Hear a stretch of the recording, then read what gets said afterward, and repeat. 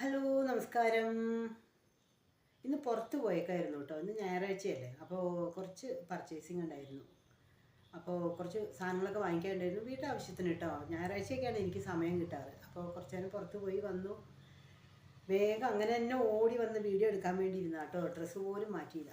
അപ്പോൾ കുഴപ്പമില്ല അല്ലേ, ഇതൊക്കെ മതിയല്ലോ. അപ്പോൾ വേഗം കുറച്ച് എന്തെങ്കിലുമൊക്കെ ഒന്ന് പറയാതെ പറ്റുമോ? എനിക്കിപ്പോൾ കുറേ ഫ്രണ്ട്സൊക്കെ ഇങ്ങനെ ആയി തുടങ്ങിയതല്ലേ. അപ്പോൾ കുറച്ച് നേരം ഒന്ന് വീഡിയോ എടുത്തിട്ട് ബാക്കി അടുക്കളയിലെ ജോലിയൊക്കെ ചെയ്യാമെന്ന് വിചാരിച്ചിരിക്കുകയാണ്. അപ്പോൾ എൻ്റെ ഇന്നത്തെ വീഡിയോയിലേക്ക് എല്ലാവർക്കും സ്വാഗതം. ഇന്ന് എന്താ അറിയോ, ഹാപ്പിയാണത്.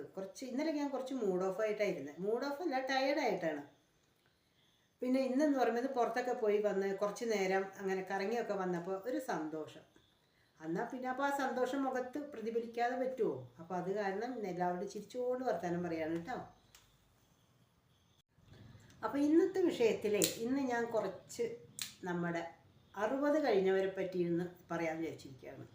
ഞാൻ എത്തിയിട്ടില്ല കേട്ടോ 60ലേക്ക്. 60 കഴിഞ്ഞാൽ മുറുമുറുപ്പ് തുടങ്ങുന്നത് കേട്ടിട്ടില്ലേ? അത് സത്യമാണത്. 60 കഴിഞ്ഞാൽ മുറുമുറുപ്പ് തുടങ്ങുമെന്ന് ഉദ്ദേശിക്കുന്നത്, അല്ലെങ്കിൽ അങ്ങനെ പറയുന്നത് എന്തുകൊണ്ടാണ്? അവർ തന്നെ ഇരുന്ന് സംസാരിക്കും. തന്നെ ഇരുന്നെന്ന് പറഞ്ഞാൽ ആരും ഉണ്ടാവില്ല കേൾക്കാൻ. സ്വയം തമാശ പറയുക, ചിരിക്കുക എന്നൊക്കെ പറയില്ലേ, അതുപോലെ സ്വന്തമായിട്ട് വർത്തമാനം പറയുക. ആരോടോ വർത്തമാനം പറയുന്ന പോലെ തന്നെത്താനെ ഇങ്ങനെ പറയും. അങ്ങനെ കണ്ടിട്ടില്ലേ കുറേ പേരെ? അപ്പോൾ ഇന്ന് അങ്ങനെയുള്ളവരെ പറ്റിയാണ് ഞാൻ പറയാൻ പോണത്.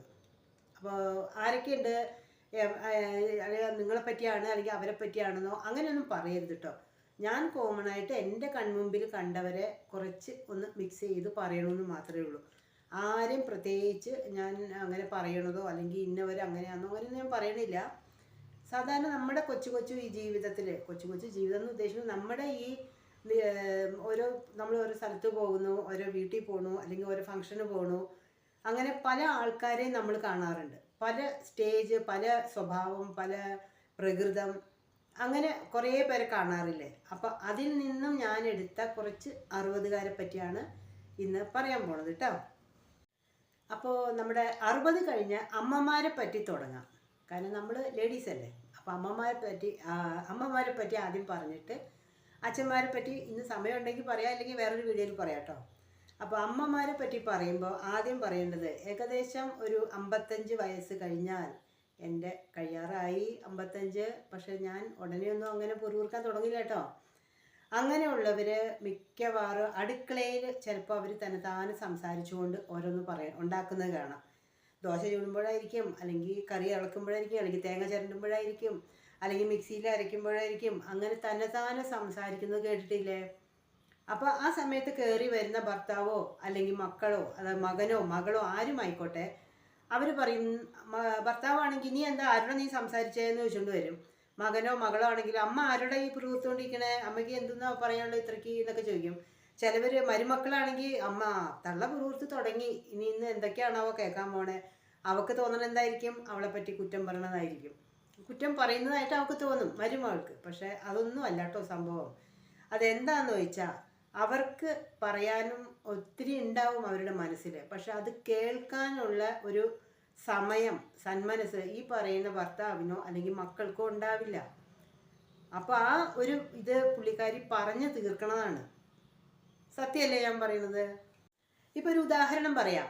ഇപ്പോൾ അമ്മമാർക്ക്, അല്ലെങ്കിൽ 55-60 വയസ്സായ അമ്മമാർക്ക് ഒരു തലവേദന വന്നു. ചിലപ്പോൾ ഒരു പനിയായിരിക്കാം, അല്ലെങ്കിൽ ഒരു ജലദോഷമായിരിക്കാം, അല്ലെങ്കിൽ നടുവേദനയായിരിക്കാം. കാരണം ഇക്കാലം അത്രയും പണി ചെയ്തിട്ട് ഇതൊക്കെയാണല്ലോ സ്വാഭാവികമായിട്ട് വരുന്നത്. മക്കൾ ജോലിക്ക് പോകണു, മരുമകൻ അല്ലെങ്കിൽ മരുമകൾ ജോലിക്ക് പോകണു, ഭർത്താവ് ചിലപ്പോൾ ജോലിക്ക് പോകണ്ടാവില്ല, വീട്ടിലായിരിക്കും. എന്നാലും അത് വീട്ടിലെ കാര്യങ്ങളൊക്കെ നോക്കേണ്ടത് ചിലപ്പോൾ ഈ അമ്മയായിരിക്കും. പോരാത്തത് മക്കളൊക്കെ ജോലിക്ക് പോകുമ്പോൾ വീട്ടിൽ എന്തായാലും അമ്മയായിരിക്കുമല്ലോ. പിന്നെ എല്ലാ വീടുകളിലും അങ്ങനെ വേലക്കാരി വെച്ച് അതിനുള്ള സാമ്പത്തിക സ്ഥിതിയൊന്നും ഉണ്ടാവില്ലോ അല്ലേ. അപ്പോൾ അങ്ങനെയുള്ള സമയത്ത് ഈ അമ്മമാർ ചില സമയത്ത് ഈ അസുഖങ്ങൾ, അവരുടെ നടുവേദന അല്ലെങ്കിൽ തലവേദന അല്ലെങ്കിൽ കൈവേദന, കാലുവേദന, അങ്ങനെ കുറേ വേദനകളൊക്കെ പരിഹരിക്കും. പക്ഷെ ഇതൊന്നും ആരും ഒന്ന് ഈ ചെവി കൂടെ കേട്ട് ഈ ചെവി കൂടെ കളയണ പോലെ ആയിരിക്കും. എന്നാൽ ഇരുന്ന് അമ്മ എന്താ പറ്റിയ അമ്മ, നടുവേദന ഉണ്ടെങ്കിൽ ഹോസ്പിറ്റലിൽ പോകണോ, അല്ലെങ്കിൽ എന്തെങ്കിലും ബാം പറ്റി തരണോ എന്ന് പറയാനോ എന്ന് ചോദിക്കാനോ അവിടെ ആർക്കും സമയമില്ല. അപ്പോൾ വരുന്ന അവരുടെ ആ വിഷമം അവർ ചിലപ്പോൾ പറയുന്നുണ്ടാവും, എനിക്ക് വയ്യ, എനിക്ക് സുഖമില്ല, എനിക്ക് നടുവേദന എടുക്കണു. ഇതൊക്കെ കേൾക്കാത്ത രീതിയിലായിരിക്കും ഓരോ മക്കളും പോണത്. സത്യമല്ലേ ഞാൻ പറയണത്?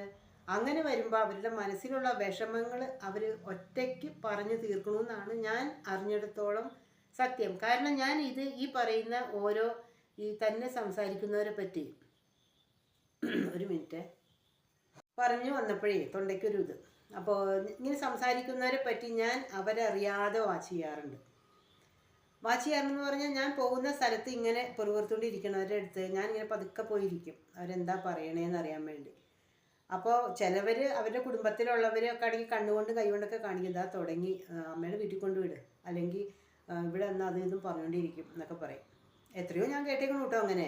അങ്ങനെ വരുമ്പോൾ ഞാൻ ശ്രദ്ധിച്ചേക്കണിടത്തോളം അമ്മമാരുടെ മനസ്സിലുള്ളത് അത് ആരും പറയാൻ കേൾക്കാൻ താല്പര്യമില്ലാത്ത രീതി, അവർ പറഞ്ഞുകൊണ്ടിരിക്കണ എന്താണെന്നോ അത് കേൾക്കാനോ താല്പര്യമില്ല. അപ്പോൾ അവരുടെ മനസ്സിലുള്ള വിഷമങ്ങൾ അവർ ഒറ്റയ്ക്ക് ഓരോന്നായിട്ട് പറഞ്ഞു തീർക്കണമായിരിക്കും. പിന്നെ ഒരു കാര്യമുണ്ട്, ചില അമ്മമാർക്കുണ്ട് കേട്ടോ, അവർ ചിലപ്പോൾ കുറ്റം പറയുന്നവരുണ്ടാവും, ഇല്ലയെന്ന് ഞാൻ പറയില്ല. ഈ മരുമക്കൾ ഒരു ജോലി ചെയ്യാതെ വീട്ടിലൊരു പണിയും ചെയ്യില്ല, ജോലിക്ക് പോണത് കാരണം അവർ 8 മണിക്ക് വരെ കിടന്നുറങ്ങും, പിന്നെ എണീറ്റ് കുളിച്ച് അവർ ജോലിക്ക് പോകാനുള്ള തയ്യാറെടുപ്പായിരിക്കും. അപ്പോൾ ഈ വീട്ടിലെ പണിയൊക്കെ ചെയ്യണത് ഈ അമ്മയായിരിക്കും. അപ്പോൾ അവരുടെ മനസ്സിലുള്ളത് അവരാ പറഞ്ഞു തീർക്കണമായിരിക്കും. ദേഷ്യം ആയിക്കോട്ടെ, ചിലപ്പോൾ പുലമ്പിക്കൊണ്ടിരിക്കണം, അതുകൊണ്ടൊക്കെ ആയിരിക്കും. അങ്ങനെ ഉണ്ടാവാറുണ്ട്. 2 കാര്യമാണ് ഇത് ഞാൻ കണ്ടെടുത്തോളം കണ്ടേക്കുന്നത്. 2 കാര്യങ്ങൾ.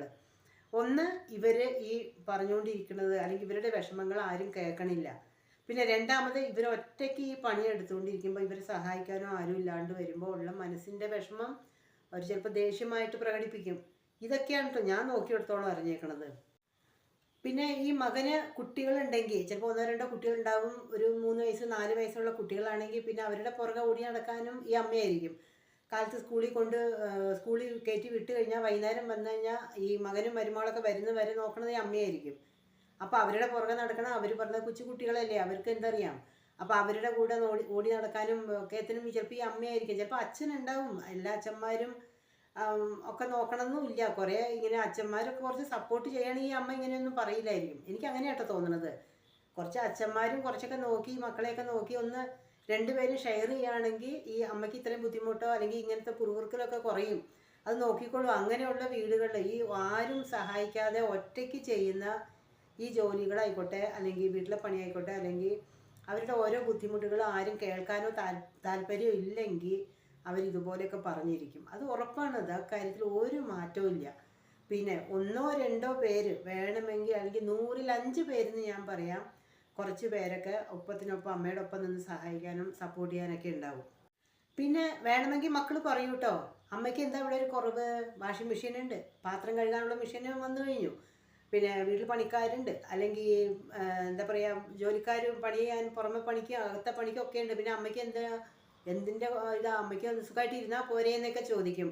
എത്രയൊക്കെ പണിക്കാരുണ്ടെങ്കിലും ആ അമ്മയുടെ കണ്ണ് അവിടെ ചെല്ലണം. ഒരു വീടാകുമ്പോൾ അങ്ങനെ എല്ലാം പണിക്കാരെ വിശ്വസിച്ച് നമ്മൾ ഏൽപ്പിക്കരുത്. അത് ഞാൻ അങ്ങനെ പറയുള്ളൂ കേട്ടോ. നമ്മൾ എത്രയൊക്കെ ആയാലും പണിക്കാരുടെ കയ്യിലേക്ക് അങ്ങ് വീടെടുത്ത് കൊടുത്തിട്ടേ അച്ഛനും അമ്മയും അങ്ങോട്ടും ഇങ്ങോട്ടും പോയി കഴിഞ്ഞാൽ പിന്നെ ബാക്കിയൊന്നും പറയുന്നില്ല, ഞാൻ പൂരിപ്പിക്കേണ്ട ഡാഷ് എന്ന് പറയണുള്ളൂ. പിന്നെ ഒറ്റ മാർഗ്ഗം ഞാൻ പറയണുള്ളൂ, ഈ അച്ഛനമ്മമാർ കുറച്ചൊക്കെ അവരുടെ കൂടെ ഇരുന്ന് അവരെ ഒരു സിനിമയ്ക്ക് പോകുമ്പോൾ ഈ ഭാര്യയും ഭർത്താവും മാത്രം സിനിമയ്ക്ക് പോകാതെ കുറച്ചൊക്കെ അവരെയും കൂട്ടിക്കൊണ്ട് പോവാം.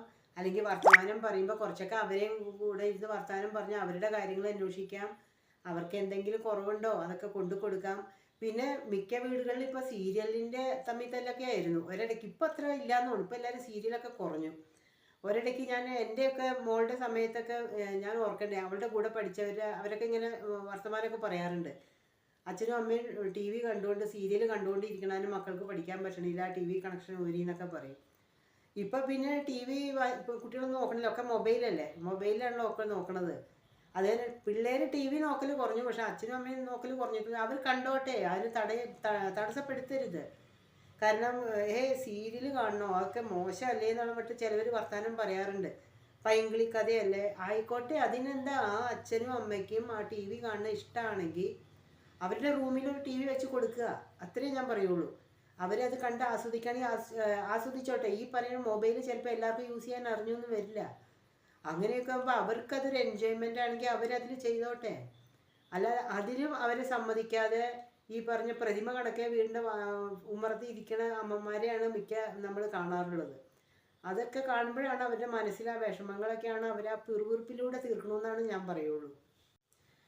അപ്പോൾ എന്തായാലും നമുക്ക് ആ അമ്മമാരോടൊക്കെ കുറച്ച് ഇതുപോലുള്ള സ്നേഹം, ഇതുപോലുള്ള അമ്മമാരൊക്കെ ഉണ്ടെങ്കിൽ അവരോടൊക്കെ കുറച്ച് നമ്മൾ അവരുടെ കാര്യങ്ങൾ അന്വേഷിച്ചും മക്കൾ സമയം കണ്ടെത്തി ചെയ്യുക. കാരണം നാളെ ഈ പറയുന്ന മക്കളും ഒരു അമ്മയും അച്ഛനൊക്കെ ആവുന്ന സമയം ഉണ്ടാവുമല്ലോ.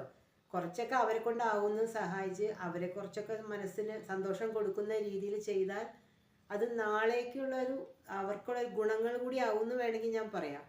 കാരണം ജീവിച്ചിരിക്കുമ്പോഴാണല്ലോ സന്തോഷപ്പെടുത്തേണ്ടത്, അല്ലാതെ മരിച്ചു കഴിഞ്ഞിട്ട് നമ്മൾ ഗംഭീരമായിട്ട് അത് ഇത് നടത്തിയിട്ട് കാര്യമൊന്നുമില്ലല്ലോ. കുറച്ച് പുറുകുറുക്കളൊക്കെ ഉണ്ടാവും, അത് അവരുടെ മനസ്സിൻ്റെ വിഷമങ്ങളാണെന്നൊക്കെ തിരിച്ചറിഞ്ഞു കഴിഞ്ഞാൽ ഈ ഒരു പ്രശ്നങ്ങളും വരില്ല.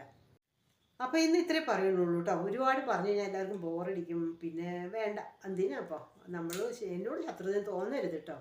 അപ്പോൾ ഏതായാലും ഇന്ന് ഇത്രയേ ഉള്ളൂ. നാളെ നമുക്ക് വേറൊരു വീഡിയോ ആയിട്ട് ഞാൻ വരാം. ചിലപ്പോൾ വേറെ എന്തെങ്കിലുമൊക്കെ ആയിരിക്കും, അച്ഛനെ പറ്റി ആയിരിക്കാം, ചിലപ്പോൾ കുറേ ഉണ്ട് മനസ്സിലിങ്ങനെ. അപ്പോൾ നാളെ എന്തെങ്കിലുമൊക്കെ പറഞ്ഞുകൊണ്ട് വരാം കേട്ടോ. Okay, bye.